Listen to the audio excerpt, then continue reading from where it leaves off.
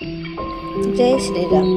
दोस्तों, 22 जनवरी को हम सारे सनातनियों के लिए एक ऐतिहासिक दिन है, लेकिन क्या इसके पीछे की वो संघर्ष और कुर्बानियाँ आपको पता है? चलिए आज जानते हैं इसके पीछे की कहानी। नमस्ते दोस्तों, हिंदुओं के मान्यता अनुसार अयोध्या में प्रभु श्री राम जी के जन्म हुआ था और बाद में अयोध्या का राजा भी श्री राम बने थे।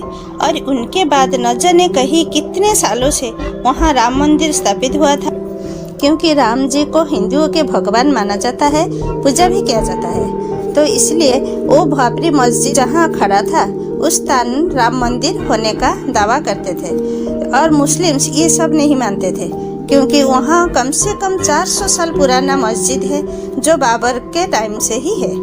चलिए आज जानते हैं, आज इतने सालों के डिस्प्यूट के बाद कोर्ट ने क्यों मंदिर बनाने की परमिशन दी, कैसे सॉल्व हुआ इतने सालों के विवादित जमीन। आइए चलते हैं, जानते हैं इसके बारे में। जैसे कि मैंने कहा, हिंदुओं का मानना था वहाँ मंदिर था, जिसके लिए बहुत पहले से ही इसका नाम राम जन्मभूमि मंदिर पड़ा था।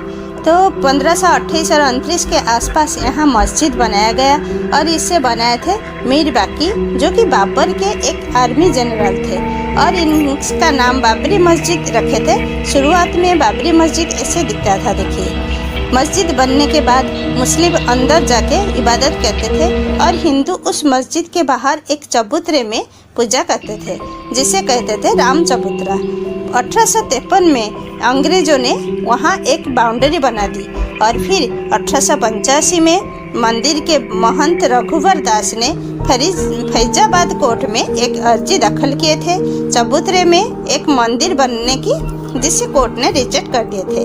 फिर सालों बाद 22-23 दिसंबर 1949 में कुछ लोग जबरदस्ती मस्जिद में घुसकर वहाँ कुछ मूर्तियाँ राम जी के रख दिए और रामलाला प्रकट होने की बात फैला दिए। तो मुस्लिम इसको लेके कंप्लेन किए, सारे मूर्ति निकालने के लिए बोले, पर लोकल एडमिनिस्ट्रेटर के नायर ने बोले अभी मूर्ति निकालने से दंगा होने का डर है, और पूरा कंपाउंड कब्जे में ले लिए, जहां ना हिंदू ना मुस्लिम कोई भी नहीं जा पाए। दोनों कम्युनिटी के ऑर्गेनाइजेशन निर्मोही अखाड़ा और सुन्नी वक्फ बोर्ड ने कोर्ट में भी अर्जी लगाए, पर दोनों के रिजेक्ट हो गए। 1980 सदी में हिंदू परिषद ने एक कॉन्फ्रेंस किए, जहां लालकृष्ण आडवाणी के साथ कुछ बीजेपी कर्मी ने बढ़ चढ़कर हिस्सा लिए।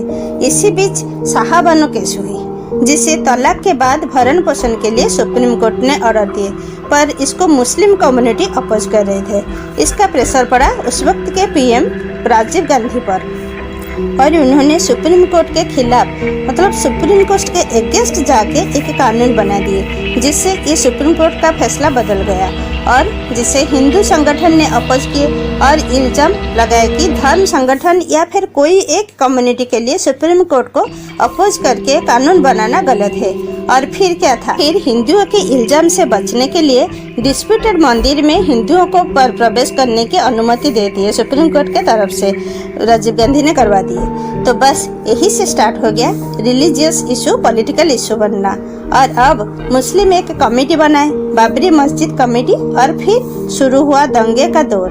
देश के जगह जगह दंगे होते रहे, छोटे बड़े दंगे पूरा चारों तरफ कई सालों तक चलता रहा। अब धीरे धीरे ये पॉलिटिकल मुद्दा बन चुका था। फिर 10 नवंबर 1989 को बीजेपी ने एक कैंपेन शुरू किए, नाम रखे कार सेवा, जो मंदिर के शिलान्यास के लिए ईंट की कलेक्शन किए गए, और पूरे देश से लोग भर भर के ईंटें और ढेर सारे धन संपत्ति भी, पैसे भी सब दान किए। तो राम नाम लिखे हुए बहुत सारे ईंटें भी आए, जिस ईंटे में राम नाम लिखा हुआ था। इससे कांग्रेस के कुछ कर्मी और मुस्लिम्स पसंद नहीं करते थे, और उस साल वीपी सिंह, जो जनता दल के थे, वो बीजेपी के सहायता से राजीव गांधी को हरा के इलेक्शन जीत गए थे। अब लालकृष्ण आडवाणी एक रथ बनाए और रथ यात्रा नाम से एक जुलूस निकाले और अयोध्या तक रथ लेके गए, पर इसके चलते जगह जगह जहाँ जहाँ रथ जाता था वहाँ मुस्लिम अपोज करते थे और दंगा होता रहता था। जब रथ बिहार पहुंचा तब बिहार के सीएम लालू प्रसाद यादव ने रोक दिए और लालकृष्ण आडवाणी को अरेस्ट भी कर दिए। और बाकी जो कार सेवक थे पहले से तय 30 अक्टूबर को वो लोग अयोध्या पहुंचे और पूरा जुलूस भी अयोध्या पहुंचा। पर रास्ते भर जो दंगे उनके खिलाफ हुए थे उसका सारा जो गुस्सा, सारा जो रिएक्शन वो निकाल दिए मस्जिद पर, पूरा तोड़फोड़ शुरू कर दिए मस्जिद पर। इससे क्या हुआ कि वीपी सिंह गवर्नमेंट ने उन पर गोली चलाने की ऑर्डर दे दिए। 1991 इलेक्शन में सेंटर में कांग्रेस के पीवी नरसिंह राव और यूपी में बीजेपी के कल्याण सिंह गवर्नमेंट आ गई थी। 6 दिसंबर 92 पे कार सेवक के बड़ा मीटिंग के लोग और सारे लीडर्स जमा हो गए थे और लीडर्स जैसे कि अटल बिहारी वाजपेयी के साथ जो भी बड़े बड़े लीडर्स थे वो सब स्पीच दिए थे। जैसे कि स्पीच में बोला गया मतलब कैसे क्या करना है और कोई दंगा ना करने के लिए भी सुप्रीम कोर्ट का ऑर्डर है ये भी बोला गया। लोग 6 तारीख को इकट्ठा हुए और इतनी भीड़ हुई कंट्रोल करना नामुमकिन हो गया और तोड़फोड़ भी शुरू हो गया जो दिन भर चला। इसके चलते सीएम कल्याण सिंह ने अपने भी दे दिए और सारी गलती अपने ऊपर भी ले लिए थे और इसके लिए उन्हें जेल भी जाना पड़ा था और फाइन भी देना पड़ा था। और इसके बाद पूरे देश में दंगे होने लगी। मुंबई में तो इतने दंगे हुए कि आज़ादी के टाइम में भी इतने नहीं हुए थे। फिर 1993 मार्च में सीरियल ब्लास्ट होने लगे और टारगेट सिर्फ हिंदू पब्लिक को किया गया। ये सारे दंगे के लिए जैसे कि पहले से स्टार्ट जैसे 6 तारीख को बीजेपी से स्टार्ट हुआ था तो उसके लिए बीजेपी के कुछ कर्मियों को लाल कृष्ण आडवाणी के साथ उन लोग को अरेस्ट कर लिया गया। अब क्योंकि ये इशू इतना बढ़ गया था, एक अनसॉल्व्ड इशू बन गया था ये, तो इसके लिए क्या हुआ, इलाहाबाद हाई कोर्ट ने 2003 में archaeological survey of India order दिया। तो एक्चुअली इसमें फिजिकली एविडेंस के लिए खुदाई करे बोला गया और खुदाई भी हो गई। खुदाई के बाद अपने रिपोर्ट में दिए जो आर्कियोलॉजिस्ट दिए कि अंदर कुछ पिलर्स है जो हिंदू स्ट्रक्चर के हैं जिसमें इंसानों जैसा पिग्स और स्टैचू मिले और ये बाबरी मस्जिद से ज़्यादा पुराने हैं। लेकिन साथ में ऐसा ही कहा वहाँ हिंदू मोटिव्स है पर राम मंदिर था वहाँ इसका कोई प्रूफ नहीं है। तो फिर क्या हुआ, फिर इसमें आया ट्विस्ट क्योंकि मूर्ति पूजा तो बुद्धिस्ट भी करते थे। तो फिर बुद्धिस्ट बोले कि उनका है क्योंकि उनका मूर्ति पूजा तो होता था तो ये उनका मंदिर भी हो सकता है वहाँ पे। और हिंदू बोले क्योंकि उनके सारे प्रूफ्स मिले तो ये उनका है। और फिर क्योंकि 2 कब्रें वहाँ मिले थे तो इसके लिए मुस्लिम बोले वो उनका है। और जब हाई कोर्ट ने इसके बारे में सुनाई की और वो क्या किया कि वो 3 हिस्सों में डिवाइड कर दिए पर तीनों इस डिसीजन से खुश नहीं थे। अब 2003 में एक बार और फिर खुदाई हुआ तो इस खुदाई में लीडिंग किए थे एएसआई के ऑफिसर बीआर मनी और पूरे ग्रुप चाहे ऑफिसर्स हो या फिर वर्कर दोनों में हिंदू एंड मुस्लिम दोनों को मिला के उन्हें रखा गया था कर्मी, जैसे कि किसी को कोई कंप्लेन ना हो। और ये और ज़्यादा गहराई से भी खुदाई किया गया और मिला क्या 1977 में 14 पिलर मिला था लेकिन इस बार खुदाई में 85 पिलर बेस मिले और हिंदुओं का ज़्यादातर मिला क्योंकि वो अमल का मिला जो मंदिर के शिखर में लगाया जाता है। और जल निष्कासन का प्रणाली ये भी मंदिर में ही जनरली होता है। और विष्णु हरि शिला फलक जो है वो भी होता है मंदिर का। तो सारी ऐसे बहुत सारे प्रूफ्स देखे जो कि ये हिंदुओं का होता है, मतलब सारी चीज़ें हिंदुओं का है। और इसको ज़्यादातर खुलासा किए हैं जो के मोहम्मद जो मुस्लिम सही थे वो ज़्यादातर इसका खुलासा किए हैं। तो उनको बातों को तो सब कोई मानेंगे।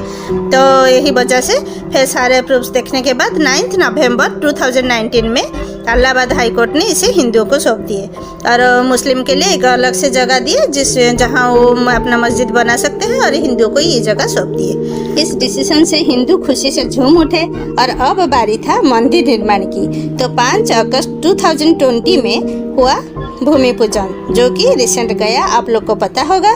तो इसीलिए ये वीडियो बना मेरा क्योंकि अभी रिसेंटली 5 अगस्त 2020 में ये भूमि पूजन जिसका आंखों गवाह हम सारे हिंदुस्तानी हैं। और ये भूमि पूजन में कितना भव्य कितना अच्छा से हुआ था ये तो हम सब देखे हैं, टीवी में डायरेक्ट रिले भी दिया था। और मंदिर बनने के लिए ट्रस्ट के महासचिव चंपत राय ने बैठक करके मंदिर का स्वरूप तय कर रहे हैं जो कि भव्य हो और सालों साल तक वैसे ही रहे, कोई खराबी ना हो। तो भव्य मंदिर का पत्थर और बाकी सारे चीज़ें बहुत ध्यान से चुना जा रहा है। तय हुआ है कि मंदिर की ऊंचाई 161 फीट होगी और राम जी के जीवन के सारी बातें डिस्प्ले होगी। मजबूती, भव्य और ऐतिहासिक के लिए सारी कोशिश किए जाएंगे। अब बाकी है मंदिर बनने की, और कैसे जैसे मंदिर बनेगा तो हम लोग वहाँ दर्शन करेंगे। तो चलिए, राम जी के आशीर्वाद हमेशा सदैव सबके साथ रहे। और इसी के साथ ये वीडियो आज के लिए बंद कर रही हूँ, और बाकी जब मंदिर बन जाएगा तो एक और वीडियो बन जाएगा। तब तक के लिए थैंक यू। तो दोस्तों, कैसा लगा वीडियो?